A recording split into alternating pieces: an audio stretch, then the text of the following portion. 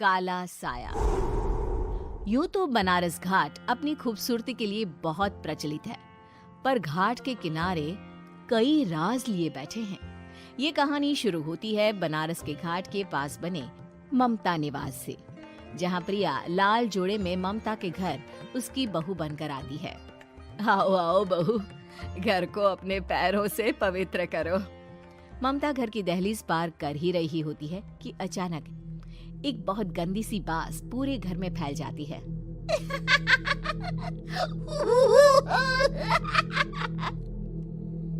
ये बदबू और ये आवाजें, ये कौन हंस रहा है माँ? अब ये पड़ोसी ना हमारे थोड़े अलग से है। कहाँ हम शाकाहारी और ये मांस मच्छी खाने वाले। छोड़, तू ध्यान मत दे और गृह प्रवेश कर। और हाँ बहू, अपनी सास की एक बात हमेशा याद रखना, इन पड़ोसियों से तो कभी बात नहीं करेगी। अच्छे लोग नहीं है ये। अपनी सास की ये बात मानेगी ना बेटा? हाँ माँ, जो आपकी मर्जी, मैं उनसे बात नहीं करूंगी। अगले दिन प्रिया अपनी पहली रसोई बनाने रसोई घर में जाती है। ये छोकी बात तो नाक में जा रही है। एक काम करती हूँ, खिड़की खोल देती हूँ। प्रिया खिड़की खोलने जाती है। इतने जाले, लगता है इस खिड़की को कभी खोला ही नहीं गया। पर ऐसा क्यों? ओह, नॉन वेज की स्मेल आती होगी ना। 2 मिनट के लिए खोल लेती हूँ, फिर बंद कर दूंगी। प्रिया खिड़की खोलती है। खिड़की खोलते ही उसकी नजर सामने वाले घर की खिड़की पर पड़ती है, जहाँ एक लड़की खड़ी होती है। हाथों में मेहंदी, लाल रंग की साड़ी, बिल्कुल सजी धजी, मानो प्रिया की तरह ही वो भी नई नवेली बहू हो। वो प्रिया को देखकर मुस्कुराती है। हे भगवान, माँ ने तो इनसे बात करने को मना किया था। प्रिया फौरन ही खिड़की बंद कर देती है और तवे पर चढ़े रोटी की ओर देखने लगती है, पर वहाँ रोटी न होकर मछली पड़ी होती है। ये क्या? पहली ही रसोई में इतनी बड़ी गलती। हे भगवान, अब मैं क्या करूं?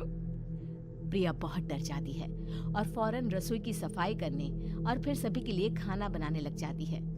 जब वो सबको खाना परोसती है, सब तो ठीक है, मैं बेकार में चिंता कर रही थी। हे भगवान, ऐसे ही बस अपनी कृपा बनाए रखना। रात के वक्त जब सब सो रहे होते हैं, तब प्रिया को पायल की आवाज सुनाई देती है, जिससे उसकी आंख खुल जाती है। ये पायल की आवाज कहाँ से आ रही है? प्रिया उठकर उस आवाज के पीछे छत की सीढ़ियों तक जाती है। तभी उसे बच्चे के रोने की आवाज आती है। प्रिया छत पर जाती है तो क्या देखती है? वही लाल साड़ी वाली लड़की अपनी गोद में एक नवजात बच्चे को घुमा घुमा कर सुला रही है। तभी प्रिया की नजर उसके पेट पर पड़ती है। ओह गॉड, ये तो प्रेग्नेंट भी है। सुनिए, बच्चा सो नहीं रहा है क्या? मैं कुछ मदद करूं? नहीं नहीं, आपके घर वालों को अच्छा नहीं लगेगा, मैं संभाल लूंगी। स्नेहा की गोद से बच्चा हाथ मारकर प्रिया की गोद में आने को छटपटाने लगता है। दोनों घर अगल बगल में बने होने के कारण प्रिया उस बच्चे को गोद में ले लेती है। प्रिया के पास आते ही वो सो जाता है। बच्चे का वो स्पर्श रात भर प्रिया भूल नहीं पाती और अगली सुबह वो छत पर कपड़े सुखा रही होती है। तभी उसे एक औरत इशारा करके बुलाती है। स्नेहा कह रही थी बाबू तुम्हारी गोद में आते ही सो गया। मैं गौरी, स्नेहा की माँ हूँ। बहू, घर आना, बाबू को खिला भी लेना। शाम को जब घर पर कोई नहीं रहता, बच्चे से मिलने के लिए प्रिया छिपकर अपनी पड़ोसन के घर चली जाती है और कुछ देर बच्चे को खिलाकर वापस लौट आती है। इसके कुछ दिन बाद ही प्रिया को पता चलता है कि वो माँ बनने वाली है। ममता की खुशी का ठिकाना नहीं रहता।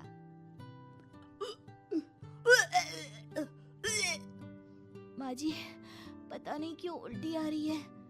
प्रिया भागती हुई वॉशरूम में जाती है तो हरे और लाल रंग की उल्टी करती है। उस उल्टी में से कीड़े निकलते हैं। ये क्या? खून और ये कीड़े! माँ! माँ! प्रिया की आवाज सुनकर ममता दौड़ कर आती है, पर बेसिन में कुछ नहीं होता। प्रिया हक्की बक्की रह जाती है। ये सब क्या हो रहा है? प्रिया घबरा जाती है और अपने कमरे में जाकर सो जाती है। डर के कारण वो इतनी थक जाती है कि उसकी आंख लग जाती है। तब उसे ऐसा लगता है उसके पेट पर मानो कोई बैठा हुआ हो। कौन हो? प्रिया के पेट पर एक 5 महीने की बच्ची बैठी हुई थी, जो बुरी तरह जली हुई थी। माँ, तुम ही मुझे लाई ना अपने पेट में। मैं तुम्हारी माँ नहीं हूँ। कौन हो तुम? माँ, देखो मैं जल गई बुरी तरह से। 6 महीने पेट में रहने को भी मुझे नहीं मिला। सहला दो ना माँ। बचाओ! बचाओ! माँ! ममता दौड़कर कमरे में आती है। प्रिया की बातें सुनकर वो सब समझ जाती है। तू कहीं बगल वाले घर में तो नहीं जाकर आई ना बहू? मुझे माफ कर दो, मैं गई थी माँ। उस घर में सब मरे हुए हैं बहू। कई साल पहले स्नेहा उस घर में बहू बनकर आई थी। कुछ ही दिन में वो एक बच्चे को जन्म देने वाली थी। पूरा घर बच्चे के आने की खुशी में खोया था कि एक दिन अचानक उस घर में आग लग गई। सब बुरी तरह जलकर मर गए। गौरी आज भी दादी बनने का इंतजार कर रही है और इसीलिए स्नेहा ने अपना अजन्मा बच्चा तुम्हारी कोख में डाल दिया। ममता ये कह रही होती है कि पीछे से उसके पैरों को एक बच्चा पकड़ लेता है। दादी, दादी। माँ, स्नेहा की गोद में यही बच्चा था। ये बच्चा कौन है फिर? तेरी मौत है। तेरी भी दादी। जिस चीज का ममता को डर था वही हो गया। ममता निवास के ऊपर मौत ने चादर बिछा दी थी। प्रिया का पेट ऐसे बढ़ जाता है मानो 9 महीने का हो। 2 हाथ उसके पेट से बाहर निकलते हैं। बहू, संतोष को फोन कर, किसी पंडित जी को बुला बहू। प्रिया का पति भागता हुआ घर आता है। ये तो होना ही था माँ।